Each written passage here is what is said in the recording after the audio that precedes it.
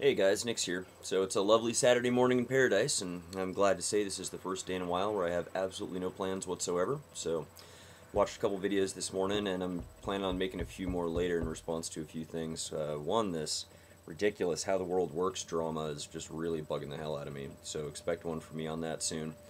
Now, on to matters at hand. How did I lose my faith? Well, let's see. It's kind of hard to answer all the little questions you bring up. Son is the father of man. I mean, you bring up a lot of good points. It's hard to answer them all in exactly that order. I don't want to give like tons and tons of anecdotes about just specific things that happen. So I'm going to try to just brace it generally. You're right when you say that nobody just wakes up one day and suddenly goes from faith-based to logic-based, or however you want to call it. There's not like some switch that flips. I think there's a moment when that happens, but it's got to be a gradual process building up to that, usually involving some sort of intellectual development or just plain flat-out research. For me, the beginning of the whole issue was that I was involved with Youth for Christ in Hawaii, as I've said, and I went to all the discipleship camps and like all the events, and I went to Promise Keepers and the super clubs and all that crap, and I mean everything from the volleyball tournaments to the conferences. And what I eventually came to find, and everybody knows this, is that many Christians are very different when they're at a Christian event than they are in the rest of their lives.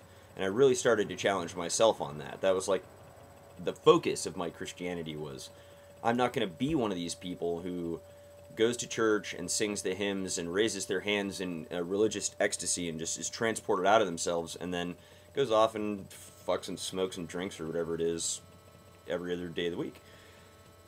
I realized that it was almost impossible without a support network of other people who were endeavoring to do the same thing. So within my church community, I sought out these people.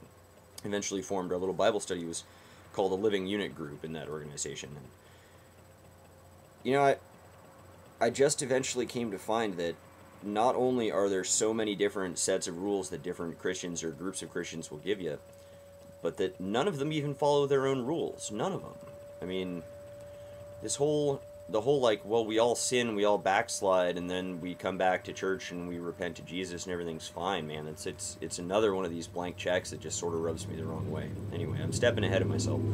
So as I realized that more and more, I started to ask questions about these things, and started to ask more difficult questions just about the overall theology topics. And one of them was, if you are, and this was before I had really progressed into any sort of mature philosophy, which I'm not, ooh, hey kitty, I'm not claiming to be a super philosopher now or anything, but I have a much better grasp of these things than I did a decade ago. If you say you're God, and don't take this as blasphemy, it's simply a hypothetical, and you create endless time and endless space. Within this endless time and endless space, however you want to define it, you create a bunch of crap, and among them is your favorite little creation, and you put that in a little speck of dirt in the corner of space and a little speck of time in the corner of time. It's your favorite out of all of this, keep in mind, and you avow so. And then you quickly punish them for breaking the rules to a game they didn't know they were playing effectively. I mean, it's like telling the baby, don't try to get over the baby door. The baby doesn't know, even if it understands your words. It doesn't have a concept of what the right and wrong issue is here. Telling Adam and Eve not to eat the proverbial apple when they had no knowledge of right and wrong, they don't know it's wrong to disobey, quote, wrong to disobey. So I started asking questions like that, and I am ashamed on their behalf and previously on my own to say that I more or less just got foisted off with the don't question God response. Just, you're not supposed to ask these questions. God is all good, he's all powerful. Deal. Go back to preaching to the kids. And I pretty much took it. I took it for a long time. I don't know if there was a concrete moment when things like this started pushing me over the edge, but I basically took a sabbatical from church. Doesn't mean I went out and just lived the hedonistic lifestyle, though, you know, I went to a party or three, but I was definitely not over any sort of normal line. I mean, I was way more sober, if you will, than most of the people in my high school, that's for certain. Upon coming back, which, I mean, I guess it was just a few months that I really wasn't going to church a lot. I still saw a lot of my friends, and I just kind of, I didn't distance myself, but I kind of made a point of, like, you know, I need some time to think about these things, so you know, lay off on the preaching and asking me to come back to Bible study and shit. And this was, I was taking a break from leading the Cougar Christian Fellowship on my high school campus as well, so it was, I guess, somewhat of an actual event, me stepping away. When I came back, I looked at things with fresh eyes, and I realized that there are too many sets of rules and that no one follows their rules. Then I need to actually go look into these rules and find out, like, where do they come from. I need to reread the Bible, not just from the context of individual sermons or lessons. I needed to go back and read the Bible thoroughly, and I'm sorry, but over the process of doing this, and you don't speed read the Bible, obviously, it takes some time to get through it, it's a dense book. Over the course of doing this, I did come more and more to the conclusion that, wait a minute, why is my pastor right? Why am I in his born-again church every Sunday morning, and why am I not down at the Pentecostal church or the Southern Baptist or, I mean, whatever it is? Why am I an evangelical? I couldn't come up with a reason. I mean, not a real one. I could say, well, it feels right at the time, but even then I knew a couple Muslims, a bunch of Jews, and people of different faiths and lack thereof, and you can't tell me that that sense of ecstasy and transportation that you find is only findable there. And therefore, if that faith element, that whatever it is, goes on in here and in here, that makes you believe it, can be achieved by anyone of any other religion, and that now that I'm thinking about it, that might very well have been one of the moments where the light started going on. And then I did go to other churches and stuff, and the one that ended up appealing to me the most was the Universal Unitarians, for obvious reasons. They don't go into specifics like that crap. If I were, I could theoretically be called a deist or a pantheist, and in all honesty, son, that sounds like what you are, man. I think you'd make a very healthy deist or pantheist.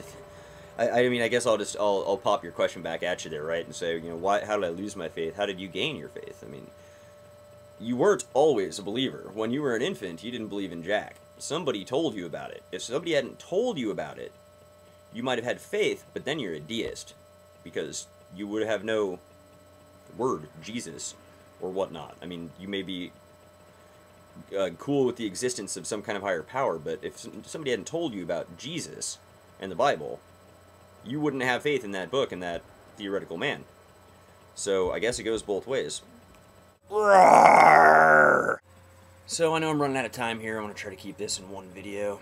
I guess I'll conclude on the topic of personal revelation, since personal revelation is generally the basis of most people's faith, at least that I've met. I don't mean to make it a completely blanket statement, but that does seem to be largely the crux.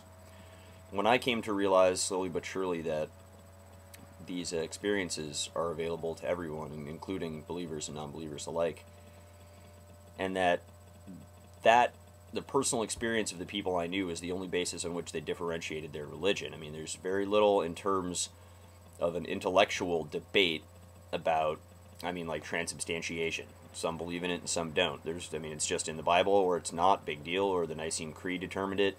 It's so much dogma and so much wish-wash that the final switch being thrown was probably to realize that clearly, since everybody and their brother's got a different way to find God, what they're doing is finding it themselves. And if I was going to find whatever this God thing was, or the deistic entity, or just the plain beauty and connectivity of the world and universe around me, then I was going to have to look in there. So, I guess, I mean, on a certain level, you and I probably come from the same grapevine there, don't we? Because you seem to rely much more on intuition and feeling and relating yourself to your connection to God. Not, I mean, you just don't seem like somebody who goes to church and drinks poison and wrestles with snakes, or, you know, whatever it's going to be. So yeah, I guess that's about it. That is how I lost my faith. I mean, I guess that's it. It's difficult to answer the question in a concise manner, because maybe now what I have is what I used to call faith, but back then I called it something different, and now what I have is just joy, for lack of a better word. And now I shall pray for kitten. Ah! Hey, look. Apparently I was praying to my girlfriend. Piper! Me and the God-eating kitten say, feel joy anyway. Ow! Wherever you find it. God, she is sharp today. Nix out, guys.